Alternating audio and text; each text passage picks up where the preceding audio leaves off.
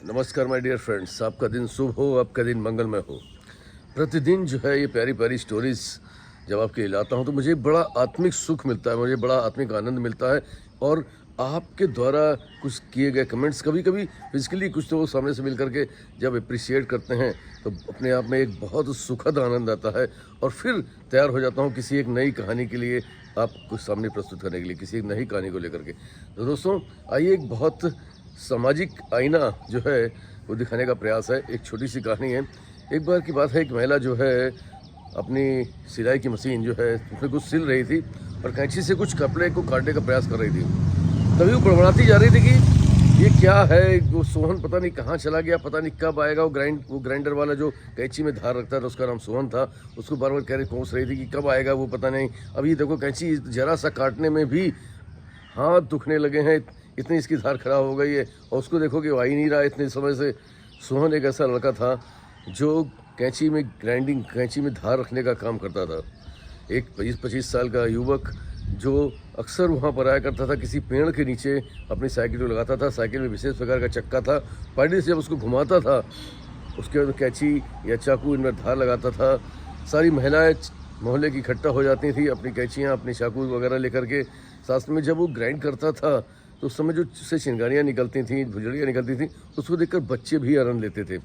और ये उसका एक कार्य था। और जिस समय वो कैंची की धार लगाता था, कैंची धार लगाने में कैंची या चाकू को उलट पलट कर देखता था, और जब संतुष्ट हो जाता था तब वो उनको देता था, कहता था लीजिए मैम साहब, ये आपकी कैंची तैयार हो गई। और उस समय जब उसे 10 रुपये मांगता था तो बम्स के लोग 5 रुपये देते थे, लेकिन वो उसको कुछ भी नहीं कहता था, वो 5 रुपये भी खुशी खुशी रख लेता था। और ये सिलसिला चलता चला आ रहा था। इधर काफ़ी समय से सोहन जब नहीं आया तो लोग बड़े परेशान थे कि अचानक जो है उसने अपनी बेटी से कहा, महिला ने, कि जाओ बिटिया, जाकर के जरा पड़ोस में सरला आंटी के यहाँ से कैंची ले आओ, इससे तो कट ही नहीं रहा है। बिटिया जाती है बगल में सरला आंटी से कैंची लेकर के, जब वापस आती है तो कहती, मम्मी अभी तो आंटी बोल रही थी कि सोहन मुझे दिखा था। जैसे ही ये बात उनको सुनाई पड़ती कि सोहन दिखा था, वो अपने पुरानी चाकू और कैंचियाँ लेकर के तुरंत आनंद फानंद घर के बाहर आती हैं। और घर के बाहर जब आती हैं तो देखती हैं, उनकी आंखें जो है आश्चर्य से खुली की खुली रह जाती हैं कि सोहन को देखती तो है लेकिन नए अंदाज में। सोहन जो एक अपाहिज वृद्ध जो है भिखारी था, उसकी छोटी सी ठिलिया थी जिसको ढकेलने का काम कर रहा था, उसको ढकेल के ले जा रहा था। और वो भिखारी जो है ईश्वर के नाम पर पैसे मांग रहा था। उसके हाथ में कटोरा था जिसमें जो पैसे उसे भरा हुआ था, और लोग उसमें पैसे डाल रहे थे। ये देख करके सोहन को आवाज़ लगाई उस महिला ने। उसने कहा कि ये क्या है सोहन।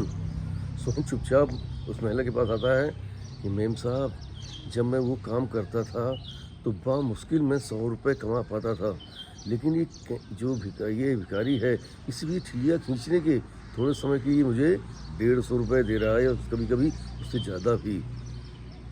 जब ये बात वो सुनती है तो आश्चर्य से उसको दूर तक जो है देखती रहती है। वो ठिलिया घसीट के ले जा रहा होता है और सोचती है समाज के बारे में कि अगर समाज ने जो है एक मेहनत का इंसान का पारितोष उचित दिया होता तो ये जो आज इस लिप्तता में था, ये भ्रष्ट हो गया था, ये कभी नहीं होता।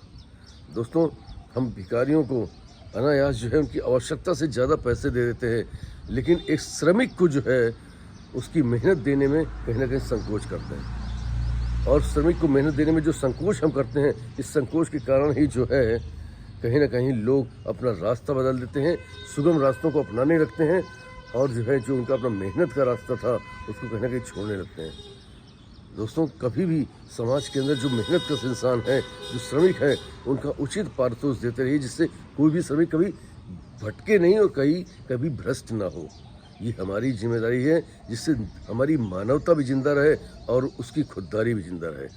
तो कभी भी इन सब चीज़ों पे विचार जरूर करिएगा। ये अक्सर देखा गया है कि जब हम किसी को, ठेलिया वाले को, किसी सब्जी वाले को या किसी रिक्शे वाले को, इस तरीके सोहन जैसे ग्राइंडर्स करने वालों को, इनको जो पैसा देना होता है उसमें मोल भाव करना शुरू कर देते हैं। अरे कम से कम ये वो खुददार लोग हैं जो अपनी मेहनत के साथ जीना तो जानते हैं।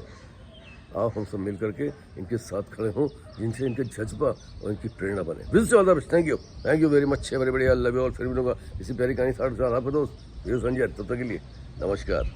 अपना ख्याल रखें, अपने परिवार का ख्याल रखें।